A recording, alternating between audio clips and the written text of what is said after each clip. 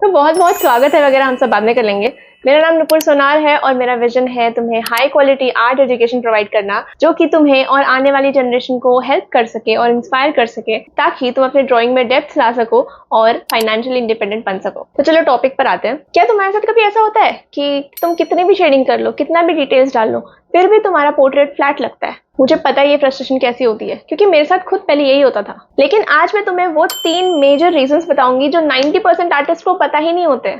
और अगर तुमने ये ठीक कर दिया ना, तो तुम्हारे पोर्ट्रेट्स इंस्टेंटली रियलिस्टिक लगने लगेंगे। और हाँ, एक स्पेशल बोनस भी है जो तुम्हारे पोर्ट्रेट स्किल्स को एक नेक्स्ट लेवल पर लेकर जाने वाला है। तो वीडियो पूरा देखना, क्योंकि मुझे भी नहीं पता वो कहाँ आने वाला है। चलो शुरू करते हैं। पहला है मिसिंग वैल्यू रेंज। सबसे बड़ी गलती, तुम सिर्फ डार्क और लाइट टोन्स पे फोकस कर रहे हो और मिड टोन्स गायब है। देखो, एक रियलिस्टिक पोर्ट्रेट्स में highlights, mid tones and shadows तीनों होने चाहिए। अगर तुम सिर्फ डार्क और लाइट रखने का सोच रहे हो ना, तो वो जो डेप्थ है वो मिस हो जाएगा। अब इसको कंपेयर करो एक प्रॉपर वैल्यूज वाले पोर्ट्रेट से, और ये देखो कि कैसे mid tone soft transitions create करता है और 3D इफेक्ट देता है। ओके, अब ये तो समझ आ गया, बट अब इसको फिक्स कैसे करें? सिंपल है, अपने रेफरेंस इमेज को ग्रे स्केल में कन्वर्ट करो और ये देखो कि तुम मिड टोन्स इग्नोर तो नहीं कर रहे। और शेडिंग करते वक्त ना हमेशा सॉफ्ट ट्रांजिशन पर ध्यान दो। मेरे खुद के स्टूडेंट्स यही गलती करते थे, तो बस तुम ध्यान देना। दूसरी है एजेस की गलती। अगर तुम हर एज को शार्प बना रहे हो तो तुम्हारा पोर्ट्रेट कार्टूनिश लगेगा। एजेस से मेरा मतलब है कि जब हमको दो पार्ट्स को साइड बाय साइड दिखाना होता है, तो बीच में जो लाइन बन रही होती है ना, वो होता है एज। फॉर एग्जाम्पल, हमारे नोज और चीक के बीच में ये लाइन आती है, राइट? नॉस्ट्रिल की ये लाइन आती है, तो वो कितना हार्ड या कितना सॉफ्ट है वो लाइट एंड शैडो पे डिपेंड करता है। वैसे ही हमारी जो हेयर लाइन है, तो हेयर लाइन और फोरहेड के बीच का जो कनेक्शन है वो सॉफ्ट एज होता है, क्योंकि उसको हम हार्श नहीं दिखा सकते। हार्श दिखाएंगे तो वो नेचुरल नहीं लगेगा, राइट? तो बैकग्राउंड और शोल्डर्स के बीच कैसा दिखाना है, लाइक ज्यादा हार्श एज दिखाना है या फिर सॉफ्ट ब्लेंडिंग है, वो भी रेफरेंस इमेज पर डिपेंड करता है।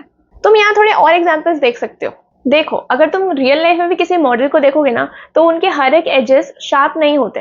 हो सकता है उनके नोज का एरिया शार्प हो, नोज का एज शार्प हो, लेकिन बाकी एरिया सॉफ्ट हो सकते हैं। तो तुम इसको फिक्स कैसे कर सकते हो? सॉफ्ट एरियाज को आइडेंटिफाई करो जहां पर भी सॉफ्ट एजेस चाहिए, जैसे कि चीक्स, नेक, हेयर लाइन। हार्ड एजेस ज्यादातर नॉस्ट्रिल, आईलिड्स और लिप्स के लिए यूज करो, इवन नेक लाइन। और सबसे इंपॉर्टेंट चीज, नीडेबल इरेजर का सही यूज सीखो, उसे क्लीन और शार्प बनाने के लिए और इवन सॉफ्ट करने के लिए। तीसरी गलती है शैडोज का रॉन्ग प्लेसमेंट। अगर तुम भी उनमें से हो जिनको पता नहीं चलता कि अगर लाइट एक तरफ से आ रही है तो शैडो किस तरफ पड़ेगा, तो ये वाला पॉइंट ध्यान से सुनो।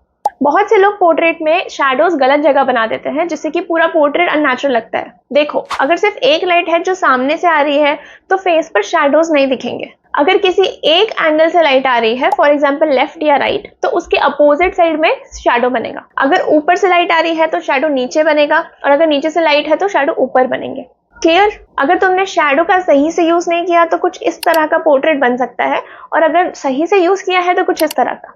सो इन शॉर्ट, लाइट सोर्स को समझो, रेफरेंस इमेज में देखो कि शैडोज कहाँ पर फॉर्म हो रही हैं। शैडो के शेप्स पर ध्यान दो, इसको रैंडमली प्लेस करना अभी से बंद कर दो, और सब कुछ एक ही टोन का मत बनाओ, वरना फिर डेप्थ ही नहीं रहेगी तुम्हारे आर्टवर्क में। अगर तुम प्रो लेवल डेप्थ और रियलिज्म सीखना चाहते हो तो तुम्हारे लिए एक फ्री बोनस है, 6 स्टेप्स रियलिज्म मास्टरी। इसमें मैंने वैल्यू कंट्रोल, एजेस और डेप्थ को इन डिटेल एक्सप्लेन किया है। ये बस लिमिटेड टाइम के लिए फ्री है, बाद में जाके ये पेड हो जाएगा। सो जल्दी से जाकर इस व्हाट्सएप नंबर को सेव करो एंड मुझे रियलिज्म लिखकर भेजो, मैं तुम्हें अभी सेंड कर दूंगी। तो चलो रिकैप देखते हैं। अगर तुम पोर्ट्रेट में रियलिज्म ऐड करना चाहते हो तो ये 3 मिस्टेक्स फिक्स कर लो। मिड टोन्स का यूज ना करना, एजेस का बैलेंस ना रखना, शैडोज का प्लेसमेंट रैंडमली करना। अगर तुम्हें अपने पोर्ट्रेट में कोई भी प्रॉब्लम लगती है तो मुझे कमेंट्स में बताओ, और अगर तुम्हें ड्राइंग करते वक्त अपना बहुत सारा टाइम बचाना है तो ये वाला वीडियो जाकर अभी देखो।